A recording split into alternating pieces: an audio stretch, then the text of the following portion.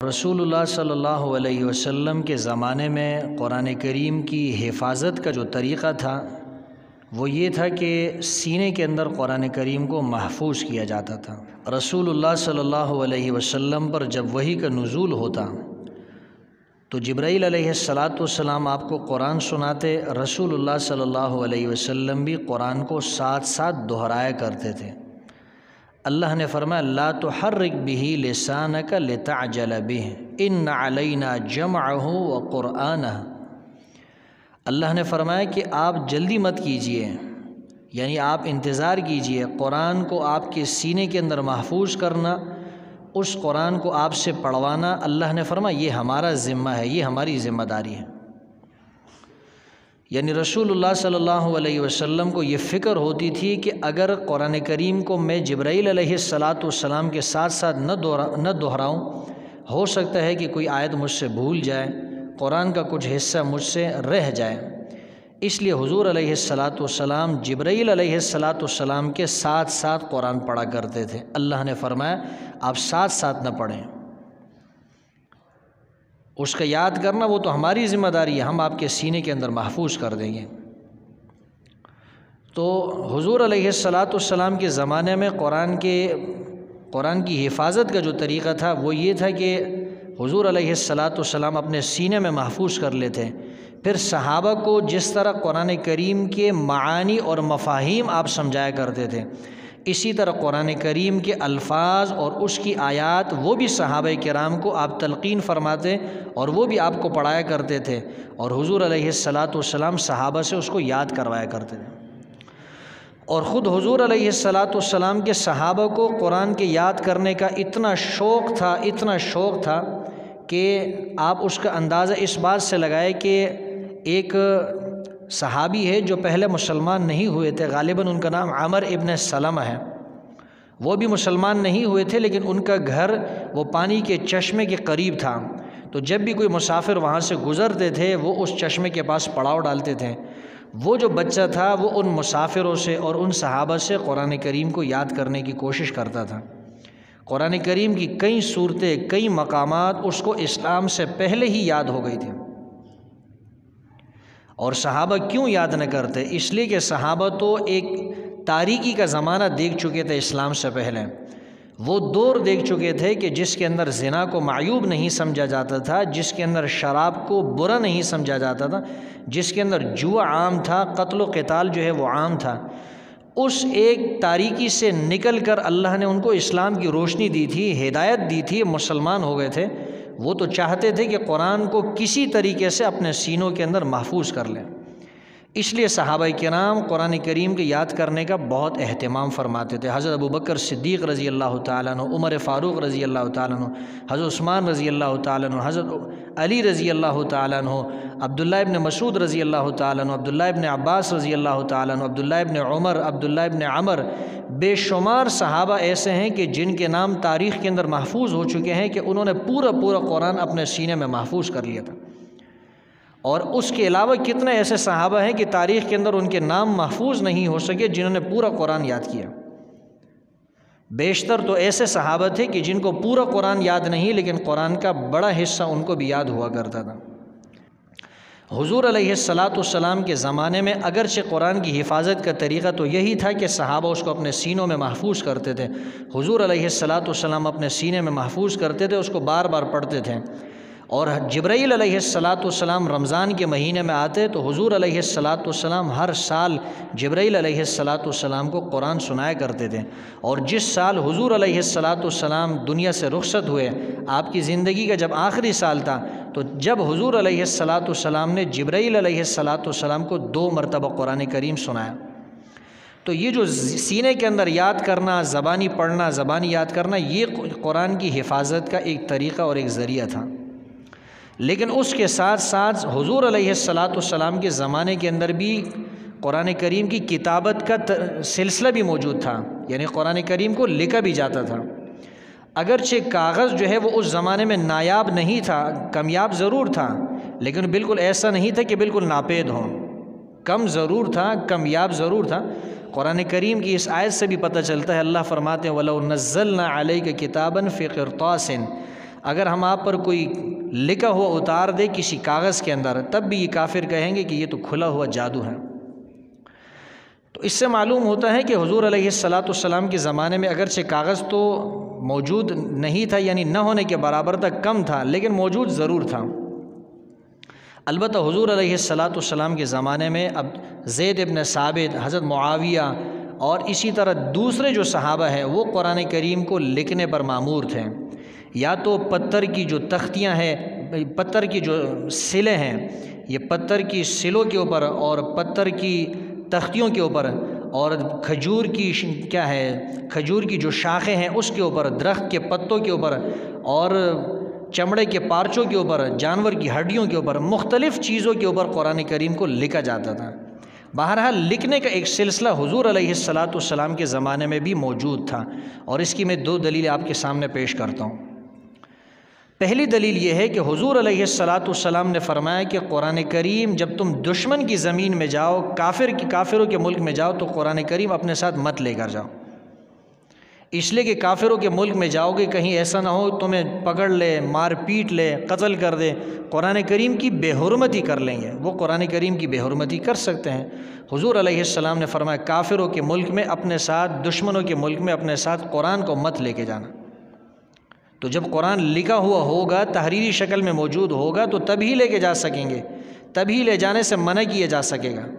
معلوم ہوتا ہے کہ حضور علیہ السلام کے زمانے میں بھی تحریری شکل کے اندر، کتابی شکل کے اندر قرآن کریم موجود تھا، اگرچہ اس طرح کتابی شکل میں نہیں تھا جیسے آج ہمارے زمانے میں۔ اور دوسری دلیل یہ ہے کہ حضور علیہ السلام نے ارشاد فرمایا کہ جو آدمی قرآن کریم کو زبانی پڑھتا ہے، بغیر دیکھ کے پڑھتا ہے، اس کو 1000 درجے کا ثواب ملتا ہے، اور جو دیکھ کر پڑھتا ہے اس کو 2000 درجے کے برابر ثواب ملتا ہے۔ تو دیکھ کر تو انسان تب ہی پڑھ سکتا ہے جب وہ لکھی ہوئی شکل میں موجود ہو۔ معلوم ہوتا ہے قرآن کریم کے لکھنے کا سلسلہ یہ حضور علیہ السلام کے زمانے میں بھی تھا، یعنی قرآن کی حفاظت کیا جو اللہ نے اس کا ذمہ لیا تھا، اللہ نے اس طریقے سے قرآن کو محفوظ کیا کہ حضور علیہ السلام کے سینے میں محفوظ کیا، صحابہ کے سینوں کے اندر محفوظ کیا، اور اس کو تحریری شکل کے اندر بھی اس کی حفاظت کی گئی۔ لیکن جب حضرت ابوبکر صدیق رضی اللہ تعالیٰ عنہ کا دور آتا ہے، تو حضرت ابوبکر صدیق رضی اللہ تعالیٰ عنہ کے زمانے کے اندر حضرت ابوبکر صدیق رضی اللہ تعالیٰ عنہ نے حضرت زید بن ثابت رضی اللہ تعالیٰ عنہ کو بلایا۔ وہ جب تشریف لائے، حضرت عمر رضی اللہ تعالیٰ عنہ بھی موجود تھے، تو ابوبکر صدیق رضی اللہ تعالیٰ عنہ نے حضرت زید بن ثابت سے فرمایا کہ آپ قرآن کریم کو جمع کریں اور اس کو ایک کتابی شکل کے اندر، تاکہ پورا قرآن جو ہے وہ یکجا ہو جائے، محفوظ ہو جائے۔ حضرت ابوبکر صدیق رضی اللہ تعالیٰ نے فرمایا کہ یہ مشورہ میں نہیں دے رہا، یہ مشورہ مجھے حضرت عمر رضی اللہ تعالیٰ عنہ نے دیا ہے، اور جب حضرت عمر رضی اللہ تعالیٰ عنہ نے مجھے یہ مشورہ دیا تو میں نے حضرت عمر سے فرمایا کہ اللہ کے رسول نے جو کام نہیں کیا ہے، ابوبکر صدیق وہ کام کیسے کر سکتے ہیں؟ حضرت عمر فاروق رضی اللہ تعالیٰ نے فرمایا کہ دیکھیے جنگ یمامہ کے اندر بیشتر صحابہ شہید ہو گئے۔ ایک روایت میں ہے کہ جنگ یمامہ میں 70 صحابہ شہید ہوئے، اور ایک دوسری روایت میں ہے کہ جنگ یمامہ کے اندر 700 صحابہ شہید ہوئے۔ اچھا، یہ وہ صحابہ کی میں بات کر رہا ہوں جو قرآن کریم کے حافظ تھے، جو قاری قرآن تھے۔ اور خود حضور علیہ السلام کے زمانے میں بھی ایک جنگ کے اندر جو بیر معونہ کے نام سے مشہور ہے، اس جنگ کے موقع پر، اس غزوے کے موقع پر 70 قاری صحابہ کو جو ہے وہ شہید کیے گئے۔ یہ وہ صحابہ تھے جن کو قرآن کریم پورا یاد تھا۔ تو قرآن کریم کی حفاظت کا ایک سلسلہ تو وہ تھا کہ سینے میں لوگ محفوظ کرتے تھے، دوسرا سلسلہ کیا تھا کہ کتابی شکل کے اندر، تحریری شکل کے اندر بھی جو ہے اس کی حفاظت کی جاتی تھی، مختلف صحابہ اس کو لکھا کرتے تھے۔ ایک دلیل میں اس کی اور بھی دیتا ہوں کہ قرآن کریم کو حضور علیہ السلام کے زمانے میں بھی لکھا جاتا تھا۔ وہ دلیل یہ ہے کہ جب حضرت عمر فاروق رضی اللہ تعالیٰ عنہ کو پتہ چلا کہ ان کی بہن فاطمہ بنت خطاب جو ہے مسلمان ہو گئی ہے، ان کے گھر پہ گئے، دیکھا ان کا شوہر حضرت سعید بن زید رضی اللہ تعالیٰ عنہ اور حضرت فاطمہ بنت خطاب رضی اللہ تعالیٰ عنہ یہ دونوں قرآن کریم کی تلاوت کر رہے تھے، اور ان کو پڑھانے والے جو صحابی تھے ان کا نام ہے خباب ابن الارت رضی اللہ تعالیٰ عنہ۔ خباب ابن ارت رضی اللہ تعالیٰ عنہ کو قرآن کریم پڑھا رہے تھے۔ حضرت عمر رضی اللہ تعالیٰ عنہ جب تشریف لائے، ان سے پوچھا کیا کر رہے تھے؟ اس نسخے پر بھی آپ کی نظر پڑی جس نسخے کے اندر سورہ طٰہٰ کا ابتدائی حصہ لکھا ہوا تھا۔ تو حضور علیہ السلام کے زمانے میں لکھنے کا سلسلہ موجود تھا، قرآن کریم کو لکھا جاتا تھا، اس لیے کہ حضرت عمر فاروق رضی اللہ تعالیٰ عنہ اس واقعے کے بعد مسلمان ہوئے اور حضور علیہ السلام کی زندگی میں مسلمان ہوئے۔ تو پتہ چلا کہ قرآن کریم کو حضور علیہ السلام کے زمانے میں سینے میں بھی محفوظ کیا جاتا تھا اور اس کو لکھا بھی جاتا تھا۔ 3 دلیلیں میں نے اس کے لکھنے پر آپ کے سامنے پیش کی ہیں۔ حضرت عمر فاروق رضی اللہ تعالیٰ عنہ کی بات میں عرض کر رہا تھا کہ حضرت ابو بکر صدیق رضی اللہ تعالیٰ عنہ کو مشورہ دیا کہ آپ قرآن کریم کو لکھ کر اس کو جمع کریں۔ حضرت ابو بکر صدیق نے فرمایا کہ جو کام اللہ کے رسول نے نہیں کیا ہے ابو بکر کے اس کام کو کیسے کر سکتے ہیں؟ لیکن حضرت عمر فاروق رضی اللہ تعالیٰ عنہ بار بار یہ بات دہراتے رہے، یہاں تک حضرت ابو بکر صدیق نے فرمایا کہ اللہ نے میرا سینہ اس بات کے لیے کھول دیا۔ حضرت زید بن ثابت سے جب اس کے لکھنے کا حکم فرمایا تو حضرت زید بن ثابت نے بھی یہی بات فرمائی کہ جو کام اللہ کے رسول نے نہیں کیا وہ کام ہم کیسے کر سکتے ہیں؟ حضرت ابو بکر صدیق رضی اللہ تعالیٰ عنہ بار بار اپنی بات کو دہراتے رہے۔ حضرت زید بن ثابت فرماتے ہیں یہاں تک کہ اللہ نے میرا سینہ اس کام کے لیے کھول دیا جس کے لیے اللہ تبارک و تعالیٰ نے ابو بکر صدیق اور عمر فاروق رضی اللہ تعالیٰ عنہ کا سینہ کھول دیا تھا۔ فرماتے ہیں کہ اس کے بعد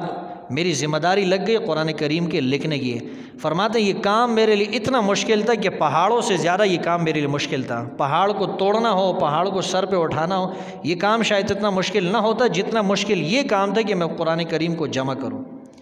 اچھا، قرآن کریم کو جمع کرنے کا جو طریقہ تھا وہ یہ تھا، حضرت زید بن ثابت رضی اللہ تعالیٰ عنہ خود حافظ قرآن تھے، لیکن انہوں نے اپنی یادداشت سے کام نہیں لیا۔ وہ اپنی یادداشت سے قرآن لکھ سکتے تھے لیکن انہوں نے اس پہ اعتماد نہیں کیا۔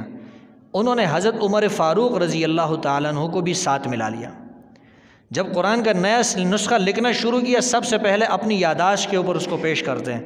یادداشت کے مطابق ہوتا، دوسرے نمبر پر حضرت عمر فاروق رضی اللہ تعالیٰ عنہ کے سامنے پیش کرتے ہیں، وہ بھی حافظ قرآن تھے۔ حضرت عمر فاروق رضی اللہ تعالیٰ عنہ سے بھی جب تصدیق ہو جاتی، حضرت زید بن رضی اللہ تعالیٰ عنہ اپنے حافظے سے اور اپنی یادداشت سے اس کی تائید کر لیتے۔ اس کے بعد وہ صحابہ کرام جن کے پاس قرآن کریم تحریری شکل میں موجود تھا، کسی کے پاس 10 صورتیں ہیں، کسی کے پاس 5 صورتیں ہیں، کسی کے پاس 10 آیتیں ہیں، کسی کے پاس 15 آیتیں ہیں، ان سے وہ سارے جو بھی قرآن کریم کا حصہ تھا ان سے جمع کیا۔ اور جمع کرنے کے بعد حضرت زید بن ثابت رضی اللہ تعالیٰ عنہ نے ان سے فرمایا کہ جو آدمی بھی میرے پاس اپنا نسخہ لے کر آئے گا اس پر 2 گواہ بھی پیش کرے گا۔ تو صحابہ کرام جو بھی نسخہ لے کر آتے تھے، جو آیت لے کر آتے تھے، جو سورت لے کر آتے تھے، اس پر 2 گواہ بھی پیش کرتے تھے۔ اور یہ 2 گواہ امام سیوطی رحمہ اللہ فرماتے ہیں غالباً اس بات پر پیش کیے جاتے تھے کہ انہوں نے اپنا یہ نسخہ حضور علیہ السلام کی وفات والے سال اللہ کے رسول کو پیش کیا، اللہ کے رسول نے اس کی تائید فرمائی کہ ہاں یہ نسخہ بالکل ٹھیک ہے۔ جب حضرت زید بن ثابت رضی اللہ تعالیٰ عنہ کے سامنے 2 گواہ بھی پیش ہو جاتے ہیں، وہ نسخے بھی پیش ہو جاتے ہیں اور مختلف نسخے آپ کے سامنے آ جاتے، اپنی یادداشت سے حضرت عمر فاروق رضی اللہ تعالیٰ عنہ کی یادداشت سے ان مختلف طریقوں سے وہ کام لے لیتے ہیں، اور وہ نسخے جو حضرت ابوبکر صدیق رضی اللہ تعالیٰ عنہ نے ان کو دیے تھے جو ان کے پاس محفوظ تھے، ان کے ساتھ بھی تقابل ہو جاتا۔ یہ 3-4 طریقے جب اختیار کر لیتے اس کے بعد قرآن کی آیت کو یا سورت کو لکھتے تھے۔ اس طریقے سے مکمل ایک قرآن کریم جمع ہو گیا، اور حضرت ابوبکر صدیق رضی اللہ تعالیٰ عنہ کی وفات کے بعد حضرت عمر کے پاس وہ قرآن رہا، اور ان کی شہادت کے بعد وہ قرآن کریم کا نسخہ ازواج مطہرات میں سے حضرت حفصہ رضی اللہ تعالیٰ عنہ کے پاس موجود تھا۔ اس طریقے سے قرآن کریم وہ ہمارے پاس پہنچا ہے، یعنی گوئے کہ صحابہ کے تواتر سے یہ ہمیں قرآن پہنچا ہے۔ قرآن کی ایک ایک آیت کے اوپر، ایک ایک سورت کے اوپر صحابہ نے تواتر کیا ہے، اتفاق کیا ہے کہ ہاں یہ قرآن کریم کی آیت ہے، اس کے بعد یہ قرآن کریم ہم تک پہنچا ہے۔ اس کو تواتر بالطبق بھی کہا جاتا ہے۔ تو قرآن کریم اللہ فرماتے ذالک الکتاب لا ریب فیہ، اس میں کسی قسم کی کوئی شک شبے کی گنجائش نہیں۔ اتنی محنت جس کے لکھنے کے اندر کی جائے، جو یاد بھی ہے، دوسروں کو بھی یاد ہے، پھر بھی نسخوں کی تلاش کی جائے، نسخوں کو دیکھا جائے، اس پر پیش کیا جائے، یقینی طور پہ اس میں کسی قسم کی شک اور شبے کی گنجائش نہیں ہو سکتی۔ تو قرآن کریم جو ہمارے پاس پہنچا ہے،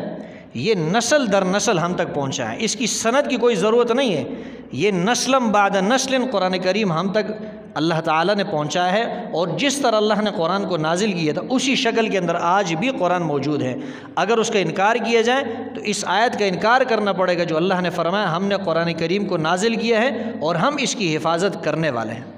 جب اللہ نے اس کی حفاظت کا ذمہ لے لیا ہے تو قیامت کی صبح تک یہ قرآن کریم محفوظ رہے گا۔